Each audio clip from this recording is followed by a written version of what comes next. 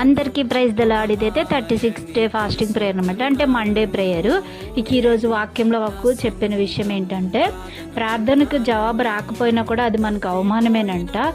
మన జీవితంలో కూడా అగ్ని దిగి రావాలి అంటే మనం ప్రార్థన చేస్తే అని చెప్తున్నారు అనమాట. ఈరోజు వాక్యం అయితే చాలా బాగున్నది, కానీ కొంచెం మా చిన్నోడు అల్లరితో వినటం వినకపోవటం అట్లా అయిపోయిందనమాట.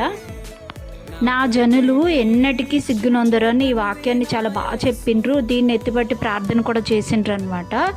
ఆయన జనులు అంటే ఎప్పటికీ అయ్యో ఈ దేవుడు నమ్ముకున్నాం, మాకేం మేలు జరగలే, అనవసరంగా నమ్ముకున్నాం అని మనం ఎప్పుడు అంటే అన్యజనులు మనల్ని చూసి ఇది చేసి మనం వాళ్ళ దగ్గర సిగ్గుపడే ఆ పరిస్థితి రానియడంట. ఆయన ఎప్పటికీ మన మీద ఎప్పటికీ ఆయన జాలి కలిగే ఉంటాడు. మనం పాపాలు చేసినా ఏది చేసినా మన పాపాల కోసం ఆయన చనిపోయాడు, కానీ మనం ఏం చేసినా కూడా ఆయన మన జాలి చూపిస్తాడనమాట మన మీద. కానీ మన ప్రార్థన ఎట్లుండాలంటే చాలా గొప్పగా ఉండాలి.